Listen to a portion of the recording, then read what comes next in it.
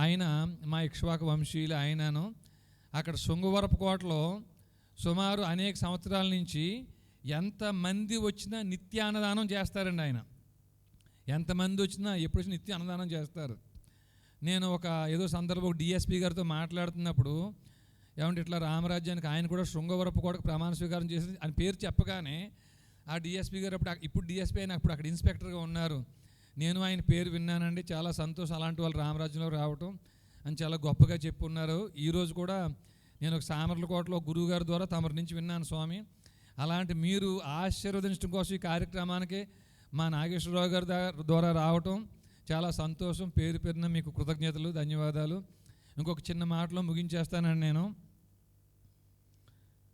రంగేశుడు సద్గంగా జనకుడు, సంగీత సంప్రదాయకుడు, సమయానికి తగుమాటలాడెన్ని. రంగేశుడు సద్గంగా జనకుడు, సంగీత సంప్రదాయకుడు, సమయానికి తగుమాటలాడెన్ని.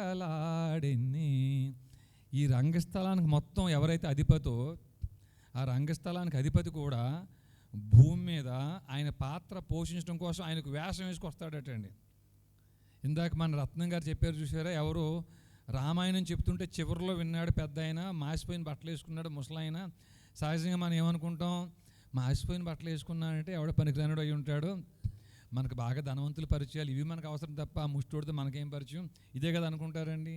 ఆ తులసిదాస్ గొప్పతనం ఏమిటంటే ఆయన వినే తత్వాన్ని బట్టి, ఆయన ముఖ కవలికలను బట్టి, ఆయన పరవశం పొందిపోతున్న తీరును బట్టి, ఒక రాముడి గురించి పొగిడితే ఆయన ముఖంలో కవలికలు ఎలా ఉన్నాయి, రాముడిని రామనాసురుడు విమర్శిస్తే ఆయన కవలికలు ఎట్లా ఉన్నాయి, ఈయన అందరినీ అంటే ఆయన వెతుకుతున్నాడండి. ఆయన ఎవరు నాకు ఇప్పుడు చెప్తుంటే రోమాలు లెక్కపడుచుకుంటున్నాయి. ఆయన ఎవరిని వెతుకుతున్నాడు, ఆయన రాముడి కోసం వెతుకుతున్నాడండి. ఆయన ఆ వెతికే సందర్భంలో ఇతనికి హనుమంతుడు దొరికాడు. హనుమంతుడిని ఎలా పట్టుకున్నాడు, హనుమంతుడు ఏ లక్షణాలను కలిగి ఉంటాడో ఆ లక్షణాలు తెలుసుకున్నాడండి ఆయన.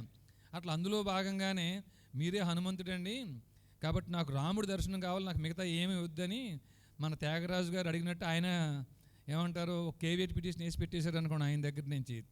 ఆయన ఏమీ దాన్ని విమర్శించకుండా నేను